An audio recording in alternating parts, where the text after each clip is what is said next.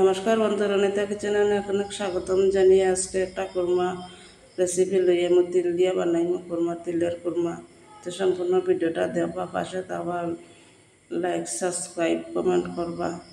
বুঝছে নিতে 250 ময়দা নিয়ে আর 1 চামচ বেকিং পাউডার দিলাম, স্বাদ মতো একটু লবণও দিলাম, 1 চামচ চিনিও দিলাম। বুঝছেন দিয়া শুকনো উপকরণ বালাটিকে চামচ দিয়ে মিলাই দিলাম, মিলাইয়া আর সয়াবিন তেল 5-6 চামচ দিলাম, দিয়া আর মিলাইয়া আর উপকরণগুলো বালাটিকে ময়াম দিব। তো ময়ামটা আমার হয়ে গেছে কি, এখন কুসুম গরম জল দিয়া শক্ত করে একটা ডো বানাইম।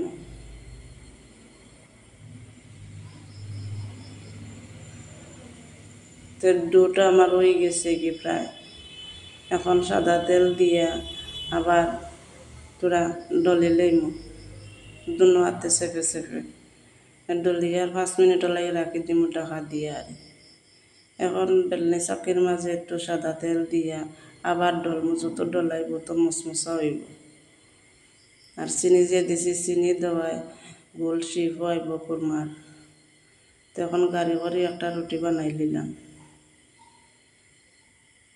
তো এখন রুটিটা দেখেন অত গাড়িও না, অত পাতলাও নাই।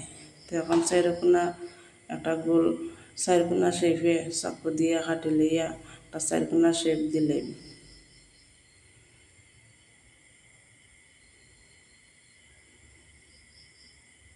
এখন কুরমার সাইজে পিস পিস করে চাকু দিয়া আর লম্বা লম্বা টান দিলাম।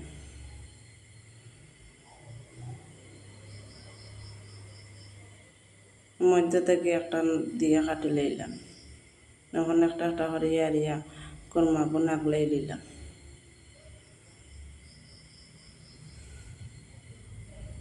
তো প্লেটের মাঝে তুলিয়ে নিলাম সবটি আমার।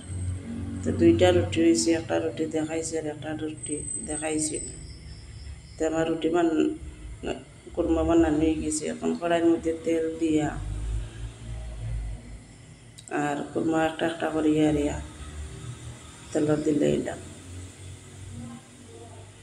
তো দেখুন কত সুন্দর আমার কুরমাটা ভাজা হয়েছে,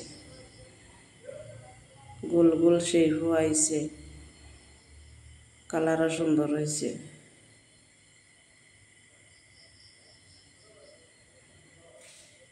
এখন একটা বাজছে আর একটা বাজিলেন।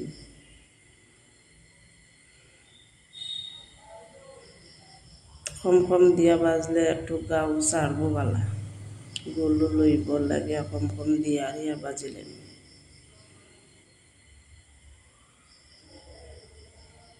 তো তখন আমার সবটি ভাজা হয়ে গেছে। এখন 10-15 মিনিট রাখে দিলাম ঠান্ডা হইবার লাগে। আর এখন তিল যে কইছিলাম, তে একটু তিল লইয়া কড়াইত বাজি লইলাম, বাজিয়া তুলিয়া এখন চিনি শিরাটা বানাই নিলাম।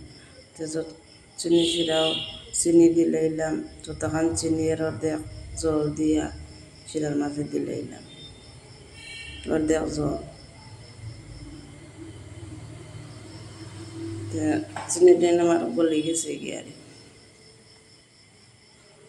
তো তখন এখন কুরমাটাই আমার ঠান্ডা হয়ে গেছে কি, চিনিও গলে গেছে কি। এখন একটু সাদা তেল দিলাম চিনির শিরার মাঝে দিয়া, যে চিনির যে গাদ আছে খালা খালা গাদ সব তুলে লইলাম, বাসিয়ে উঠে যাব গাদ ওটাই তেল দেওয়ায়। তো চিনির ময়লা যাইব গিয়া,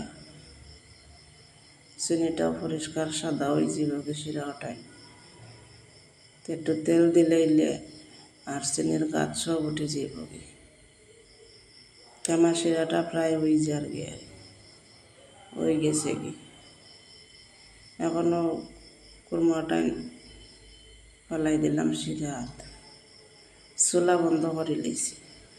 এখন বাজে রাখছি তিল ওটানো দিলাম, চুলা বন্ধ করে লইছি। এখন কড়াইয়ের গরমে আর চিনি আর তিলে হয়ে গেল কি জোড়া। তো তখন প্লেটে ডালিয়ে রাখি লইলাম। তো দেখুন কত সুন্দর হয়েছে কুরমা, খাইতে খুব স্বাদ লাগে। আপনারা বাড়িতে বানাইবা খাইবা। তিলের গ্রানে আর চিনিয়ে কুরমা খুব সুন্দর লালিতে স্বাদ লাগে। নমস্কার।